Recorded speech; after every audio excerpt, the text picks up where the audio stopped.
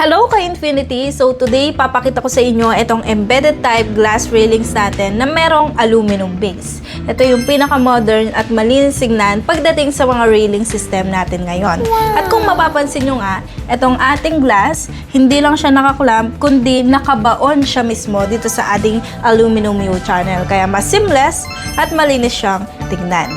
Ganito naman yung step by step kung paano natin ilagay or i-install yung ating pinaka-glass sa ating aluminum base. Dito sa video, makikita nyo kung paano ini-slide at sinisecure yung glass panel sa base gamit ang wedges or rubber support. At dahil embedded nga siya, hindi siya mauga at super stable kaya safe gamitin kahit sa balconies or stairs. Pagdating naman sa kanyang mga feature, aside dito sa kanyang aluminum base or aluminum U-channel, syempre kailangan natin itong glass.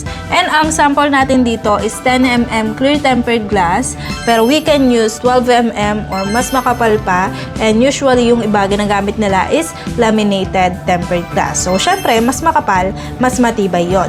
And kung ayaw mo ng ganitong itsura na frameless lang, pwede rin tayo mag-add ng handrail. So we have here 3/4 by 3/4. Ganyan yung magiging itsura niya. Very minimalist lang yung kanyang itsura. And kung ayaw mo ng ganito, we can also add this one. Ito yung 1 1/2.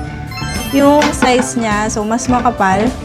Yung iba naman, ayaw nila ng aluminum handrail.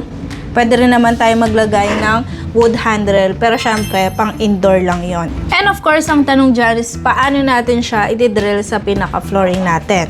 So, we have here, ito yung tinatawag nila na base bracket.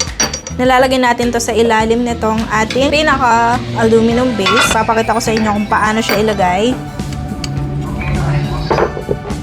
Yan. So, ilalagay natin siya ng ganyan lang kadali. Then, nilalak natin siya. After that, tatayo na natin ito.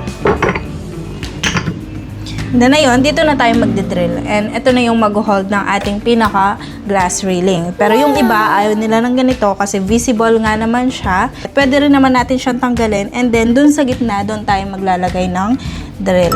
So, ganyan yung magiging itsura niya. So, perfect ito sa ating mga indoor or outdoor spaces. Kasi aside from matibay, syempre itong aluminum natin is hindi nakakalawak.